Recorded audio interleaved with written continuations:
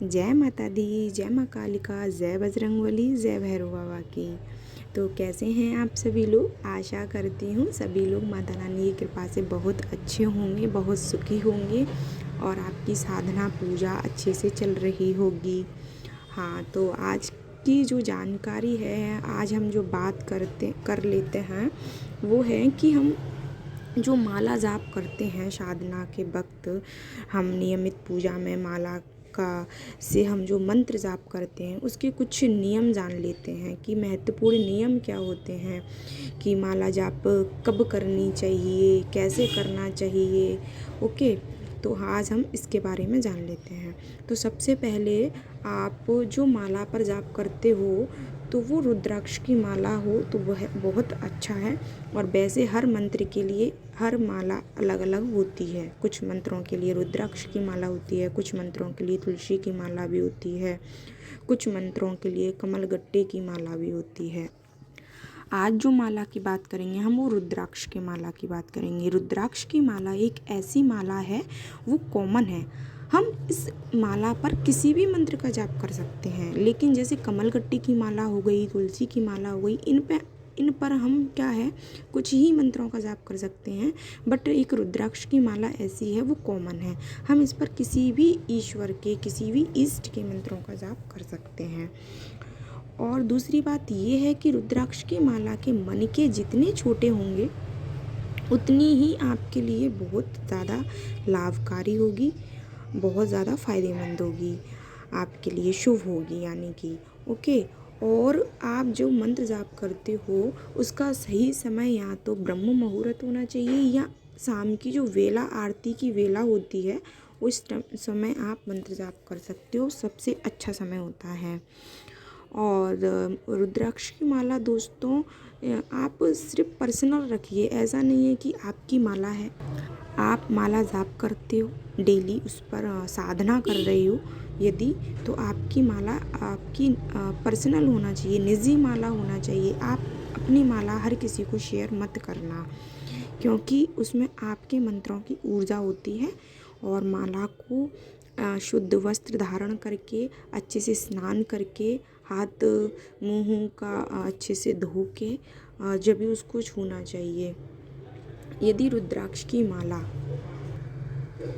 आप रुद्राक्ष की माला पर यदि साधना कर रहे हो, और हम कैसे पहचानें कि वो सिद्ध हो गई है? पता है, माला भी सिद्ध हो जाती है। यस, यदि आपकी माला रुद्राक्ष की सिद्ध हो गई होगी तो आपको स्वप्न में रुद्राक्ष की माला दिखने लगेगी। या तो वो घूमती हुई दिखाई देगी, आगे पीछे घूमती हुई दिखाई देगी, या फिर वो गोल गोल घूमती हुई दिखाई देगी, या फिर आप मंत्र जाप आप मंत्र जाप करते हुए स्वप्न में खुद को देखोगे माला पर, तो आप समझ लीजिए कि आपकी रुद्राक्ष की जो माला है वो सिद्ध हो चुकी है, मंत्र द्वारा उसमें ऊर्जा उत्पन्न हो चुकी है। तो मैं सारे टॉपिक कवर कर लेती हूँ रुद्राक्ष की माला पर। और यदि आपकी माला जाप करते समय आपके हाथ से माला छूट जाती है, या किसी लोगों की माला टूट भी जाती है, धागा टूट जाता है जाप करते समय, ध्यान करते समय, वो पूजा पर बैठे हैं, आसन लगाया है और माला छूट जाती है या वो टूट जाती है, तो उसके भी भिन्न भिन्न कारण होते हैं। जैसे कि रुद्राक्ष की माला यदि आपकी टूट गई है तो ईश्वर संकेत देते हैं, आपकी इष्ट संकेत देते हैं कि कहीं ना कहीं आपने कुछ गलती की है, मिस्टेक की है, इस वजह से धागा टूट जाता है, और या फिर आपका ध्यान कहीं और है, तो वो आपको संकेत इशारा करते हैं। तो आप संभल जाइए, फिर से अच्छे से माला को स्टार्ट कीजिए, अपने ध्यान को एकाग्रित कीजिए। यदि आपकी माला उलझ जाती है, यदि कभी कभी उलझती है तो कोई बात नहीं, यदि रोज़ उलझ रही है, हर 2 दिन बाद, 4 दिन बाद, तो समझ लो कहीं ना कहीं आपने गड़बड़ की है, या तो आपका विचार है वो शुद्ध नहीं है और आपका ध्यान एकाग्र नहीं है, तो माला आपकी उलझेगी। आपकी इष्ट आपको संकेत देते हैं कि आप अपना ध्यान को एकाग्रित कीजिए, आपका ध्यान भटक रहा है कहीं ना कहीं। ओके, और यदि आपकी माला गिर जाती है हाथ से, यदि वो कभी कभी गिरती है तो ईश्वर आपसे कुछ कहना चाहते हैं या आपसे बहुत खुश हैं। और वो रोज़ गिर रही है तो भी ईश्वर आपसे कुछ कहना चाहते हैं, लेकिन उसमें कुछ आपकी मिस्टेक भी हो सकती है, पॉजिटिविटी भी हो सकती है। गिरने का संकेत पॉजिटिविटी से भी हो सकता है, नेगेटिविटी से। ये आपको पहचानना कि आपकी भक्ति किस लेवल की है, आपकी मंत्र सिद्धि विचार ऊर्जा आपकी किस लेवल की है। तो माला गिरने के कुछ अलग अलग संकेत होते हैं, वो आपके ऊपर डिपेंड करता है, वो आपको पहचानना होता है। यदि माला गिरती है तो मुख्य रूप से ईश्वर आपसे कुछ कहना चाहते हैं। छूट जाती है यदि हाथ से, या वो आपसे बहुत खुश है।